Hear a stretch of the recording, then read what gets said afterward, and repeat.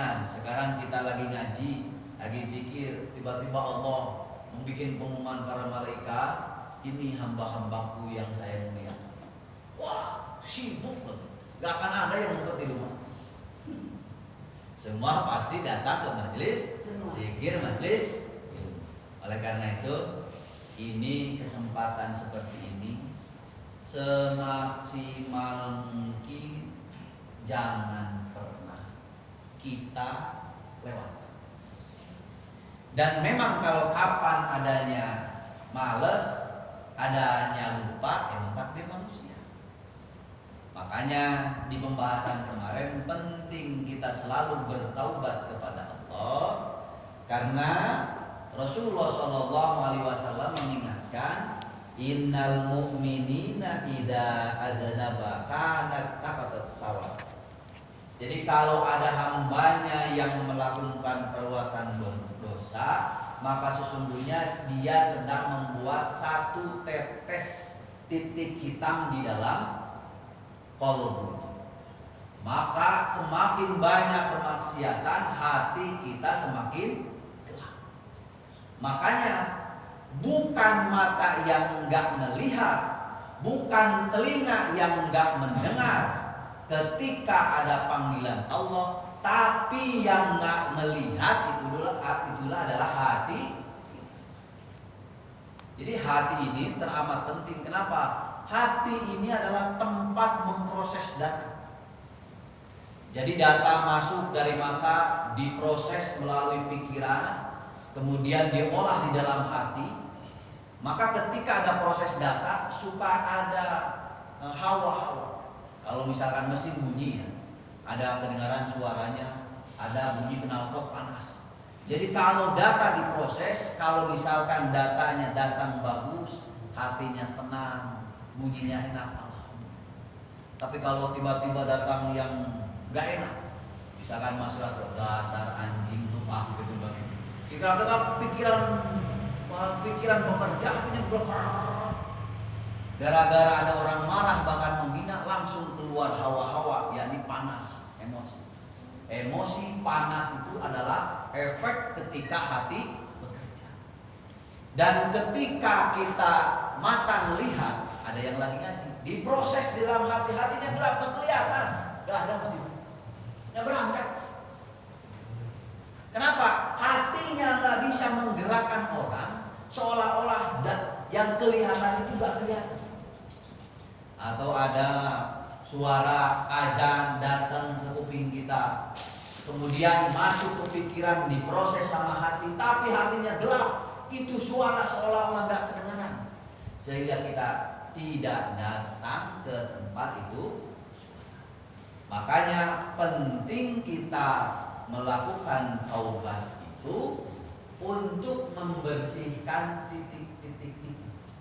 Karena kata Allah, bukanlah matamu yang buta, bukanlah hatimu yang tuli, yang buta adalah bukanlah telingamu yang tuli, yang buta adalah hati, yang tuli adalah hati.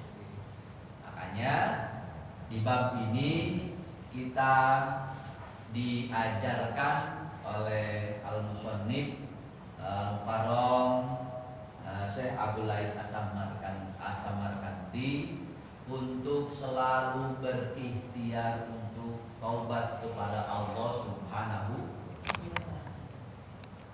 Karena taubat ini penting untuk masa depan kita. Jangan sampai di dunia saja kita sudah buta, apalagi di akhirat. Sekarang saya mau nanya, kira-kira Mas Yanto suruh jalan siang hari dari sini ke lampu merah Cibubur, dengan jalan tengah malam gelap gulita, gak ada lampu, gak bawa senter, cepetan mana? Iya. Malam boleh jadi nyasar, boleh jadi enggak. Nah, begitupun dengan hidup kita. Ada orang yang menjalani hidup berat, susah, pusing. Kenapa? Karena enggak ada cahaya. Karena di dalam dirinya, di dalam hatinya nggak ada cahaya yang menuntun untuk menuju tujuan. Seperti orang yang berjalan di dalam kegelapan, tidak ada lampu, tidak ada cahaya. Jangan sampai kita hidup di dunia ini suruh jalan padahal sebentar. Dari Mas Yanto rumahnya sampai ke masjid sebentar, saudara. Tapi karena gelap sama sekali kelihatan, melangkah lama. Boleh jadi cepetan yang siang hari naik motor lari ke lampu daripada di pojok ke sini gelap. Itu makanya harus selalu kita penting memikirkan ikhtiar taubat. Karena boleh jadi susahnya hidup ini, beratnya hidup ini terasa kita alami, sesungguhnya bukan karena berat sesungguhnya, tapi tidak ada cahaya yang menuntun perjalanan kehidupan. Baik, untuk selanjutnya kita lanjutkan kepada hadis yang selanjutnya. Rasulullah Shallallahu Alaihi Wasallam bersabda, minggu yang lalu kita diajarkan bahwa orang yang berdosa itu semuanya akan diampuni, walaupun dosa syirik. Syaratnya masih ada nyawa di dalam tenggorokan. Jadi dosa syirik itu tidak diampuni kalau sampai nyawa sudah berpisah dari tenggorokan. Jadi kalau bapak ibu syirik sudah meninggal, maka dosa syiriknya gak bakal diampuni karena doa anak kita di dunia. Tetapi kalau dosa kesalahan kita, dosa ketika kita nyakitin orang, boleh jadi ketika kita sudah meninggal, anak kita mendoakan, maka dosa itu akan dihapus oleh Allah Subhanahu. Tapi kalau yang namanya dosa syirik tidak diampuni oleh Allah kalau dibawa ke alam kubur. Tapi selama kita masih hidup, semua dosa akan diampuni oleh Allah Subhanahu wa ta'ala.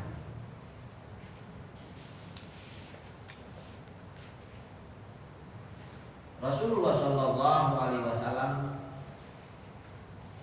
bersabda, hadis direwatkan oleh Imam Hasan Al-Basri.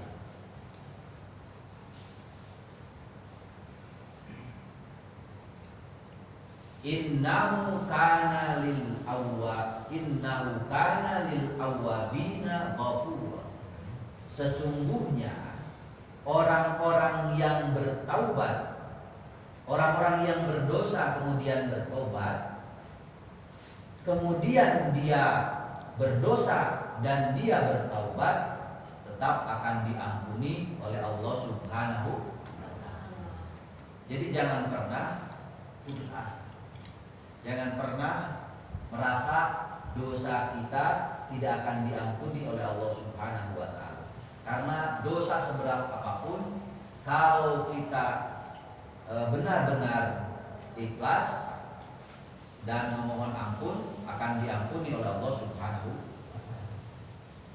Ada hadis yang diriwayatkan oleh Abu Lais As-Samarqandi dari Imam Az-Zuhri. Dakhala Umar bin Khattab, pada suatu hari masuklah Umar bin Khattab kepada Nabi Shallallahu Alaihi Wasallam sambil menangis. Ya Umar, mengapa engkau menangis? Faqala lahu Rasulullah Shallallahu Alaihi Wasallam, ma yubkiya ya Umar, apa yang menyebabkan kamu menangis Umar? Faqala ya Rasulullah, inna bil babi sabun. Sesungguhnya di depan pintu ada sabun, bukan sabun. Sabun ini pemuda. Sesungguhnya di depan pintu ada seorang pemuda, qad akhraqa fawqadi wa huwa yabki. Dia telah melakukan perbuatan dosa, tapi dia datang sambil menangis. Kemudian faqala Rasulullah Shallallahu Alaihi Wasallam bersabda, ya Umar, udkhilhu alayya. Silahkan suruh masuk bersama. Kemudian faqad dakhala wa yabki, setelah masuk orang yang tadi bersama Umar menangis itu, faqala, berkata Rasulullah kepadanya Rasulullah sallallahu alaihi wasallam, "Ma yubkiya ya sab?" Apa yang menyebabkan wahai pemuda engkau menangis? Ya Rasulullah, abakatni dunuban katsira. Saya menangis itu karena dosa yang teramat banyak.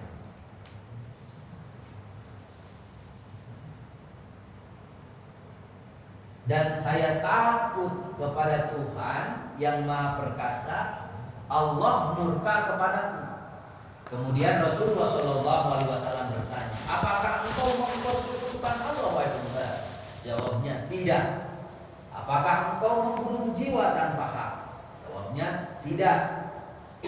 Maka Rasulullah Shallallahu Alaihi Wasallam bersabda, Allah akan mengampuni dosa-dosamu walaupun sebesar 7 langit dan bumi dan bukit-bukit.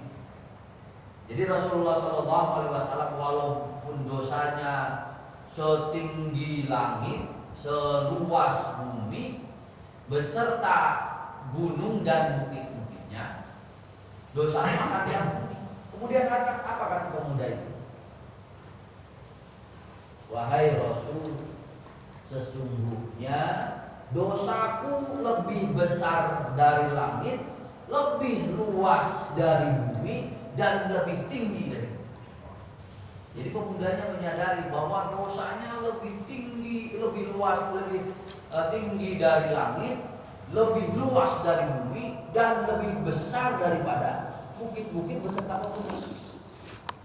Kemudian pemuda itu berkata, ya Rasulullah. Kemudian Rasulullah Shallallahu Alaihi Wasallam bersabda, apakah dosamu lebih besar dari Al-Kursi?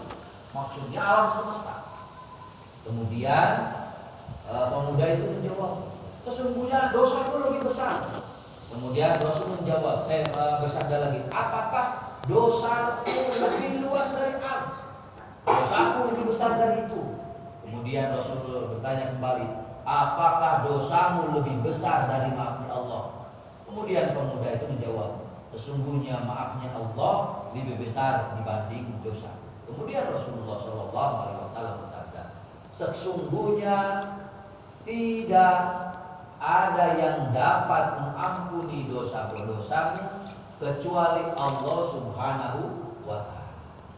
Kemudian Rasulullah Shallallahu Alaihi Wasallam bertanya, apa dosamu yang menyebabkan engkau merasa sebesar itu dosa? Wahai Rasul, sesungguhnya aku ini adalah seorang penggali kubur. Tugasku sehari-hari adalah penggali kubur. Pada suatu hari ada seorang gadis yang dikubur.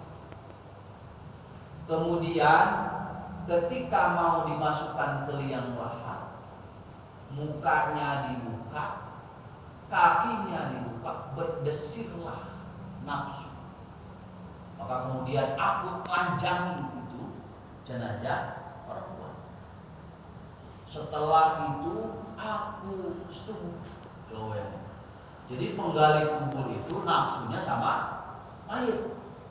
Setelah itu saya tinggal, datang lagi nafsu, diulangi lagi sampai 3 kali.